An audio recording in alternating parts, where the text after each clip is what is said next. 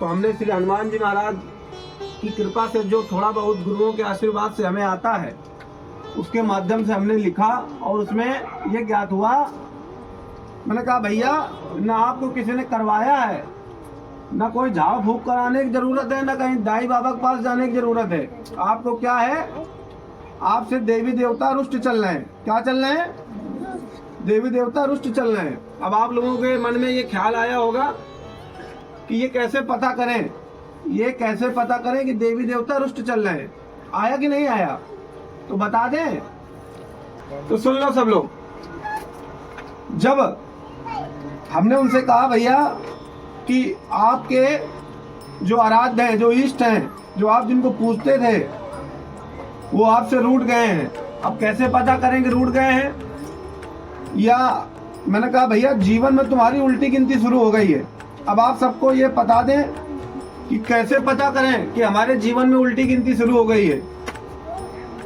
जब आपको ये लगने लगे, सब लोग सुनिएगा बड़ा ध्यान से, जब आप सबको ये लगने लगे कि भगवान नहीं होते, क्या भगवान नहीं होते या कोई देवी देवता नहीं होता, या जो भी ये हो रहा है ये सब पाखंड है, ये सब ढोंग है, हम ढोंगी हो सकते हैं, हम ढोंगी हो सकते हैं लेकिन वो ढोंगी नहीं हो सकते। समझ रहे हैं आप सब हमारी बात को?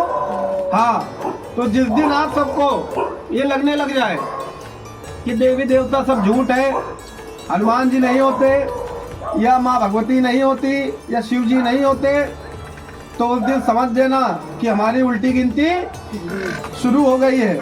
बहुत आसान सी बात समझा रहे हैं, सबके लिए ये बात है, ये हमारे लिए भी है, सबके लिए भी है।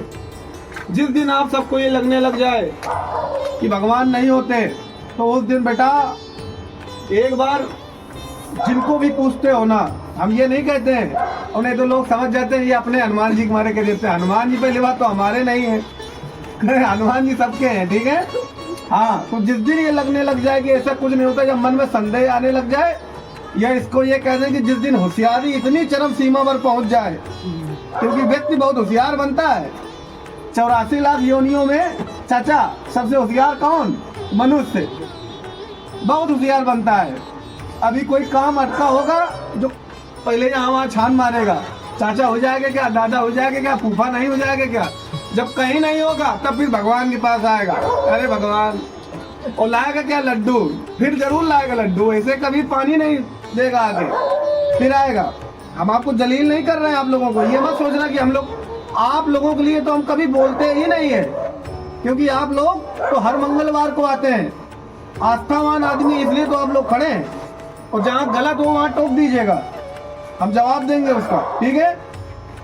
तो भैया मनुष्य सबसे स्वार्थी होता है, लेकिन स्वार्थ में हम इतना न बह जाएं, इतना न बह जाएं कि हमें देवी देवता झूठ लगने लगे। ध्यान रखना ना मेरी बात को, जिस दिन देवी देवता झूठ लगने लगा उस दिन समझ जाना कि हमारी उल्टी गिनती शुरू हो गई है।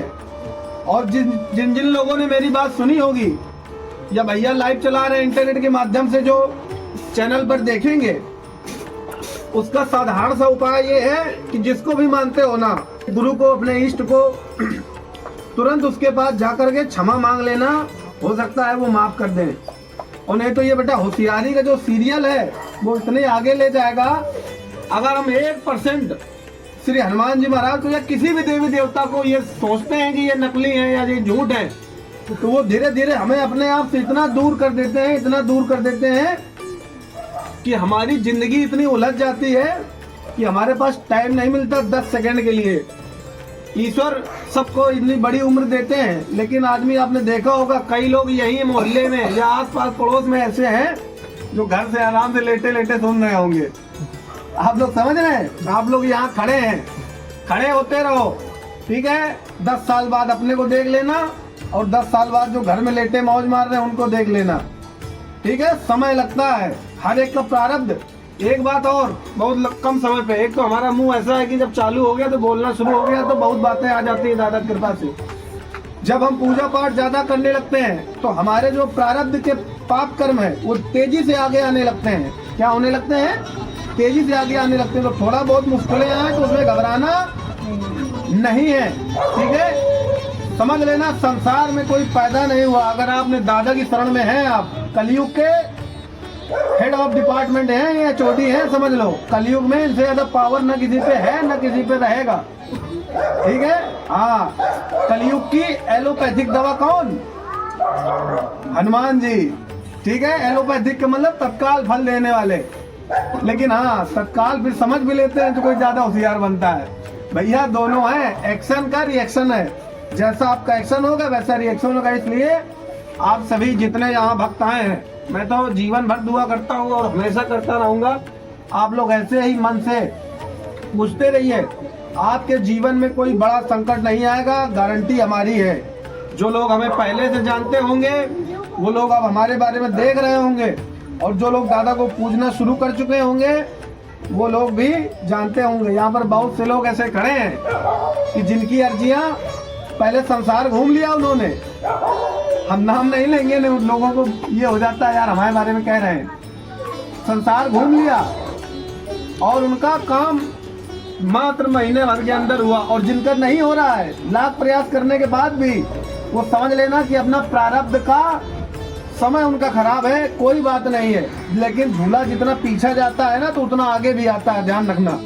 तो अगर समय आप लोग पूछते रहिए ईमानदारी से, अगर नहीं हो पाता है फिर भी आपको थोड़ा थोड़ा सा राहत मिल रही जीवन में, तो जब राहत मिलना चालू होगी कि बेटा ऐसा राहत मिलेगी कि 2-4 पीढ़ियां तो तरह जाएंगी। ठीक है, तो आप लोग ऐसे ही आस्था मान बन करके दादा के लिए टाइम निकालते रहिए। मैं बार बार कहता हूँ, मेरा गला बैठ जाता है समझाते समझाते। 24 घंटे भगवान सबको रोज देते हैं, इसमें ईश्वर के लिए समय निकालना है। निकालते रहोगे तो फायदे में रहोगे, और नहीं निकालोगे तो आप जानो आपका काम जाने। ठीक है, एक बार प्रेम से बोलो श्री हनुमान जी महाराज की।